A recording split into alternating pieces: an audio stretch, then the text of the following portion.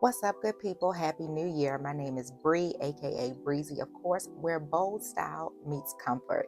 If you are on a no buy, slow buy, low buy, whatever kind of buy, if you need to stop spending money like you're a drug dealer, if you are looking for inspiration to maximize the clothes that are in your closet and get off the trend chasing hamster wheel, you are in the right place.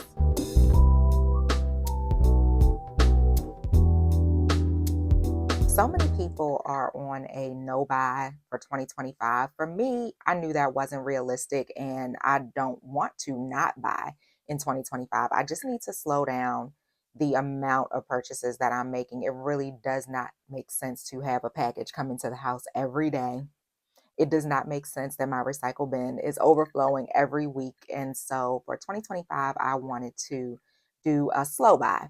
I want to build an impactful, exciting wardrobe full of high rotation pieces and really just purge the items that just have been sitting in my closet at this point for years, which is just, it's crazy. So I made up some rules for myself and some guidelines to help me get off this overconsumption kind of just this endless cycle of consuming. And I don't know that underconsumption is the goal for me. I just want to do regular consumption like a normal person.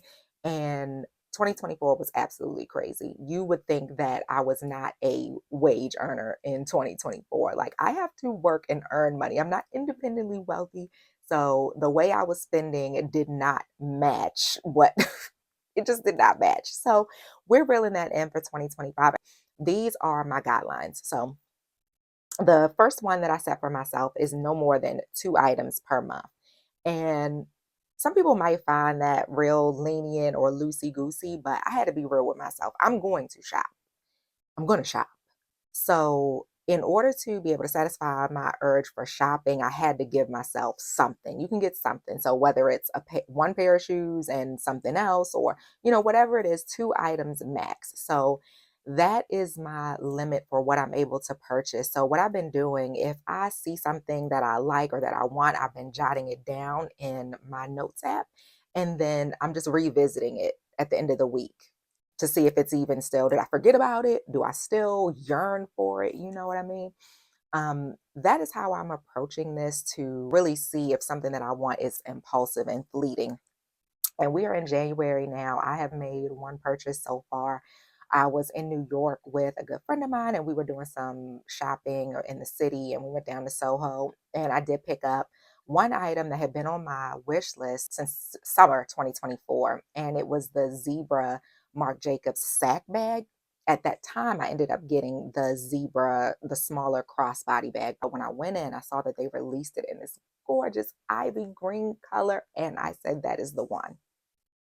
That's the one. So I grabbed her and I feel so satisfied with that purchase. Like I'm very happy with it. And that's how you should feel when you buy something. So I have one more purchase and I'm holding on to it dearly. We will see if I can get to the end of the month without blowing it on something frivolous. So we'll see. That impulse is really something else. I'm really trying to train myself not to whip out my cart every time I see something that I like. So that's that.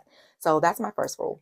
My second rule is around fragrances. I must finish 2 before I purchase one more. I thought I wanted to have a large fragrance collection, and I started on this road of just buying, niche, designer, Arabian, oils, everything. And to the till the top of my dresser just got absolutely ridiculous. And I don't need that much fragrance. I reach for the same ones usually. And honestly, with the amount of fragrance that I have, I can create any combination that I want. So there's really no need to continue to add to my collection. Things start smelling the same anyway, quiet as it's kept.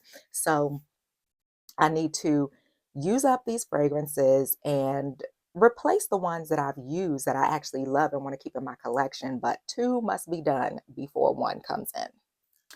Rule number 3 is to replace my skincare and body products only after they've been used up. I was one of those girls that would go crazy for the Bath and Body Works sale. And when I think about it, it doesn't even make sense to do that because most of the Bath and Body Works body washes make me itch. And yet I just could not resist a $3, a $4 lotion or body wash. So I have moisturizers and body washes that I really love, but I found myself just impulsively going into Bath and Body Works just because they were $3 and $4 items. So after I gave away all the ones that I knew I wasn't going to wear, I saved the two that don't make me itch. And yeah, I'm just sticking to my tried and true body products and not going to be adding more to those. As far as skincare, I only buy the mini sizes like at Sephora and Ulta. I buy the mini sizes because they usually last me a good while anyway.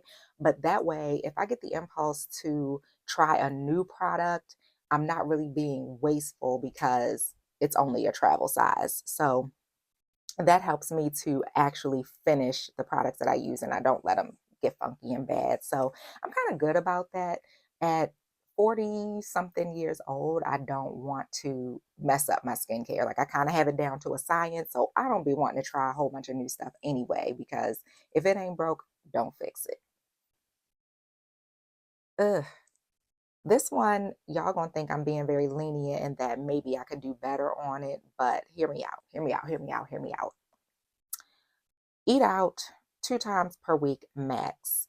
I don't have any kids, it's just me and my partner, so we typically do eat out a lot, and I don't think that there's necessarily anything wrong with that, but as we prioritize our health and we're getting older, we do have to be mindful of, like, cholesterol and sodium, and of course, when you are eating out, you're at the mercy of these restaurants, and a lot of them are packed with all the bad stuff that we don't be needing for our aging bodies. So aside from the money savings from eating out, even though everything is so expensive, eating out and buying groceries is like the same thing. But I digress.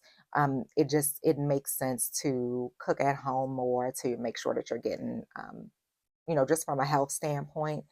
But we're not going to stop doing that. I don't know. Folks are like, oh, no eating out for all of 2025. We got food at home. Yes, we do.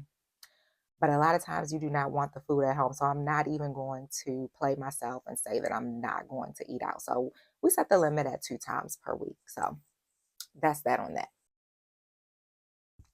This one I think is a real big one to keep me from impulse shopping, and that is focus on hobbies. I am starting new hobbies this year and tapping back into some of my old hobbies in order to distract myself from shopping, because when I'm just sitting at home in front of the TV, I'm usually on the apps looking for something to buy. So in order to combat that, I'm doing some new hobbies.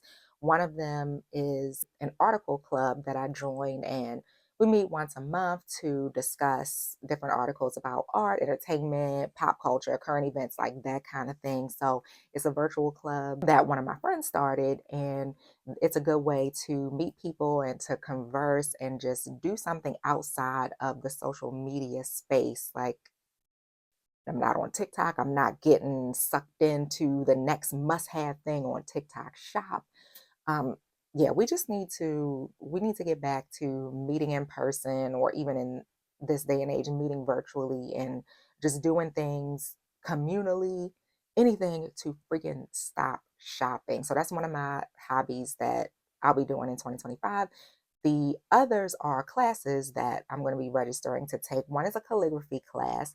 I used to be obsessed with handwriting, and I think 2025 is a good time to get back into that. Some of the older skills and trades that have kind of gone by the wayside in the digital age. So I'm looking forward to taking a calligraphy class this year, and then a couple of photography related classes, because that ties into content creation and stuff. So really learning how to edit, um, and up my production value. So that's a couple of the things that I'll be doing in 2025. Focus on your hobbies and not the shopping hobby. And my last rule or suggestion to myself for Slow by 2025 is to work on styling the pieces in my closet and continue paring down, because I have room to even scale back even further. My closet at home is full, and then I even have my stuff in my storage unit. Having offsite clothes is crazy. Like, who do I think I am? But my goal is to remix, rewear, repurpose the pieces in my closet to reinvigorate my enthusiasm for them and stop me from shopping. And then also like just let go of the ones that I do not love. If I try it on and I just know the vibe is not there, then it needs to go. So I'll be doing a lot more restyling pieces in my closet and scaling back rather than adding new. So that's about it. That might be a lax kind of no buy, slow buy. It's not super strict. There is still room to do some shopping, to do some of the things that I love to do, but that's what I believe is going to work for me and to keep me motivated to do this for 2025. It's all about baby steps. I don't believe in deprivation, especially not at my big age. I'm very much a treat yourself girly, and I'm still going to continue to do so, but this is a measure of adding in some moderation to that. So I would love to know anybody else that's on a, whether it's no buy, low buy, slow buy, whatever you're doing, I would love to know about it. And, let's keep each other lifted up as we go through 2025 and try to wean ourselves off the consumerism, overconsumption hamster wheel. Until next time, stay chic and stay comfortable.